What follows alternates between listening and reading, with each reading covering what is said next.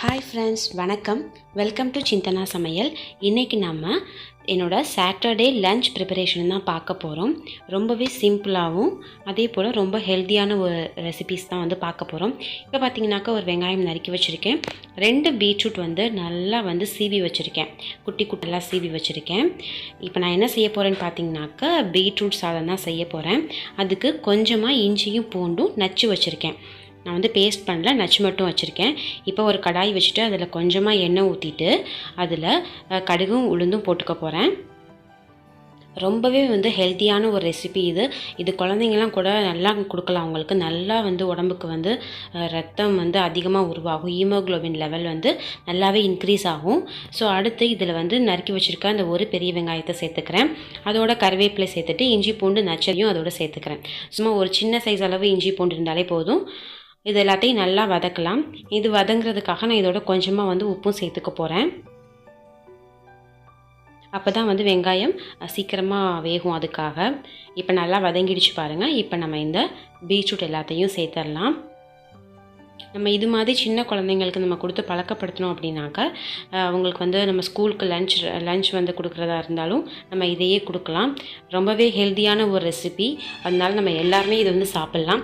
அடுத்து இதுக்கு side dish என்ன பண்ண போகிறேன் அப்படின்னு பார்த்தீங்கன்னாக்கா சிம்பிளாக உருளைக்கிழங்கு வறுவல் தான் செய்ய போகிறேன்.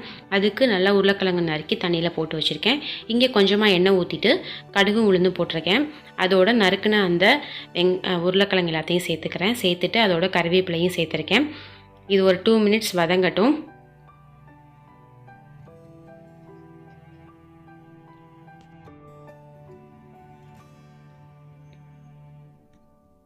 அடுத்து பார்த்தீங்கன்னாக்கா இங்கே பீட்ரூட் சேர்த்துருந்தோம்ல, இது நல்லா வதங்கியிருக்கு. நம்ம தண்ணிலாம் ஊற்ற போகிறது கிடையாது. ஸோ இதை அந்த மூடி வச்சோன்னாக்கா அந்த ஆவியிலேயே நல்லா வெந்துடும். ஸோ அதுக்காக தான் மூடி வச்சுருக்கோம். இப்போ நம்ம சாதத்துக்கு தேவையான உப்பு எல்லாமே இதில் சேர்த்துடலாம். இப்போ இதோட உப்பு சேர்த்தாச்சு. உப்புக்கு அப்புறம் பார்த்தீங்கன்னாக்கா இதில் மிளகாய்த்தூளும் சீரகத்தூள் மட்டும் சேர்த்தா போதும். சீரகத்தூள் ஒரு ஸ்பூன் போல் போட்டுக்கலாம். அடுத்து மிளகாய்த்தூள் 1 டீஸ்பூன் போல் சேர்த்துருக்கேன். எங்கள் மிளகாய்த்தூள் பார்த்திங்கனாக்கா ரொம்பவே காரமாக இருக்கும். அதனால தான் நான் 1 ஸ்பூன் சேர்த்துருக்கேன். உங்களுக்கெல்லாம் வேணும்னா நீங்கள் உங்களுக்கு எவ்வளோ தேவையோ அந்த அளவுக்கு காரம் சேர்த்துக்கலாம். எங்கள் மிளகாய்த்தூள் ரொம்பவே காரமாக இருக்கும். அதனால நான் கொஞ்சமாகவே சேர்த்துருக்கேன். இப்போ இதை சேர்த்ததுக்கப்புறமா ஒரு 2 நிமிஷத்துக்கு இதை வதக்கிக்கலாம். மூடி வச்சிடலாம்.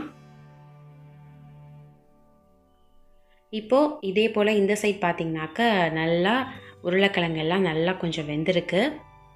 இப்போ நம்ம இதில் உப்பு, மிளகாய்த்தூள், மஞ்சள் தூள் இதெல்லாம் சேர்த்துக்கலாம். அதே போல் பார்த்திங்கனாக்கா 1 ஸ்பூன் போல் மிளகாய்த்தூள் சேர்த்தாச்சு. அடுத்து மஞ்சள் தூள் 1 ஸ்பூன் சேர்த்துக்கலாம்.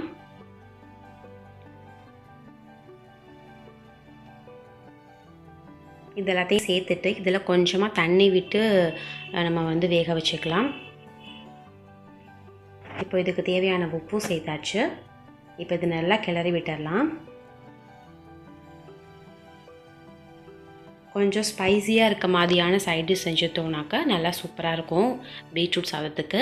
இப்போ இதில் கொஞ்சமாக தண்ணி விட்டுருக்கேன். இப்போ இதை நம்ம அதை அப்படியே வச்சிட்டோம்னாக்கா நல்லா சூப்பராக வெந்து ரெடி ஆயிரும்.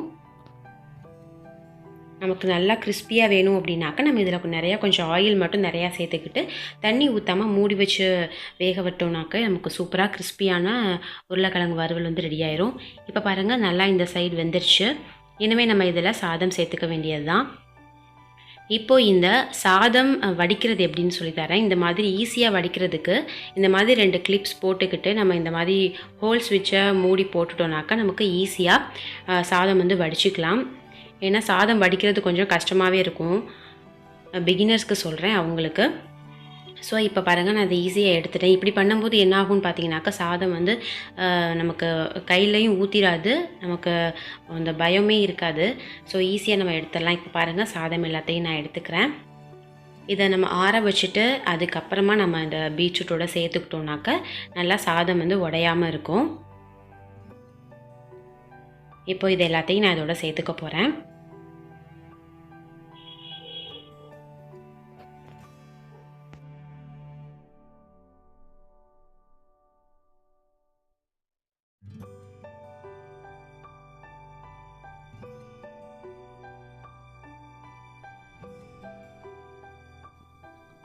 இப்போது நல்லா மிக்ஸ் பண்ணியாச்சு. இப்போ இதில் ஃபைனலாக கொத்தமல்லி தூவி நம்ம அலங்கரிச்சிடலாம். இதை அப்படியே மூடி வச்சிட்டோன்னாக்க நல்லா அந்த பீட்ரூட் எல்லாமே சாதத்தோடு சூப்பராக மிக்ஸ் ஆகிடும். நல்லா சாப்பிடும்போது நல்லா டேஸ்டியாக இருக்கும். இப்போ அடுத்து பார்த்திங்கனாக்கா இங்கே உருளைக்கிழங்கு சூப்பராக ரெடி ஆகிடுச்சு. இப்போ இதையும் நம்ம ஆஃப் பண்ணிடலாம். இப்போ அடுத்து ஃபைனலாக என்ன பண்ண போகிறேன் அப்படின்னு பார்த்தீங்கன்னாக்கா, சம்மர் ஸ்டார்ட் ஆகிடுச்சுல, இனிமேலாம் மோர் கொஞ்சம் அதிகமாகவே எடுத்துக்கணும். அதுக்காக நான் இப்போ தயிர் சாதம் செய்ய போகிறேன். அதுக்கு கொஞ்சம் சாதத்தை எடுத்து நல்லா மிக்ஸ் பண்ணிக்க போகிறேன். கொஞ்சம் மசீர மாதிரி பிசைஞ்சு வச்சுக்க போகிறேன். அதை ஆற வச்சுக்கணும். அடுத்து தயிர் மில்கி மிஸ்ட் எடுத்திருக்கேன். இப்போ இதை ஒரு கிணத்துல எடுத்து நல்லா மிக்ஸ் பண்ணிக்கோங்க. இதை அப்படியே நம்ம சேர்த்தோம்னாக்கா கட்டி கட்டியாக இருக்க மாதிரி இருக்கும். மிக்ஸ் பண்ணி வச்சுக்கணும். இப்போ ஒரு சின்ன தாளிப்பு இதில் எண்ணெய் ஊற்றிட்டு கடுகு உளுந்து போட்டிருக்கேன். போட்டதுக்கப்புறமா 2 வரமிளகாய் சேர்த்துருக்கேன். அதோட கருவேப்பிலை இதை மட்டும்தான் சேர்த்துக்க போகிறேன். இது நல்லா வதங்கினோன்னே இதையும் அந்த தயிரோடு சேர்த்துட்டு நம்ம ஆற வச்சு அந்த சாதத்தோடு சேர்த்துக்கலாம். இதுக்கு கொஞ்சமாக தண்ணியும் விட்டுக்கலாம். நம்ம உடனே சாப்பிட போகிறோம் அப்படின்னாக்க இதை அப்படியே சாப்பிட்டுக்கலாம். இல்லை நம்ம லேட்டாக சாப்பிடுவோம் அப்படின்னா இதோட கொஞ்சமாக இஞ்சியும் சேர்த்துக்கணும். இப்போ இதை நல்லா மிக்ஸ் பண்ணிவிட்டு நம்ம சாதத்தோடு சேர்த்துடலாம். இதுக்கு தேவையான உப்பு எல்லாமே போட்டுக்கலாம். வேணும்னா தண்ணி கூட நம்ம சேர்த்துக்கலாம். நான் கொஞ்சம் தண்ணி நல்லா சேர்த்து தான் செய்வேன். அப்போ தான் நல்லா சூப்பராக இருக்கும் சாப்பிடும்போது. அதுக்காக இப்போ நல்லா கிளறி விட்டுடலாம். இப்போ பாருங்கள், நல்லா சூப்பராக தயிர் சாதம் செமையாக ரெடி ஆகிடுச்சு.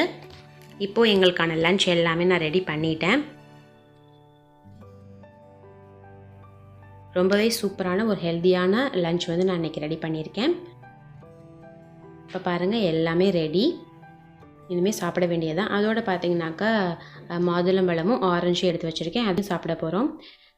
ஸோ ரொம்பவே ஒரு ஹெல்த்தியான அதே போல் ஒரு ஈஸியான ஒரு ரெசிபி உங்களோட ஷேர் பண்ணதில் எனக்கு ரொம்பவே சந்தோஷம். இந்த வீடியோ பிடிச்சிருக்கு அப்படின்னாக்கா லைக் கொடுங்க. மறக்காமல் சேனலை சப்ஸ்கிரைப் பண்ணி வச்சுக்கோங்க. நன்றி, வணக்கம்.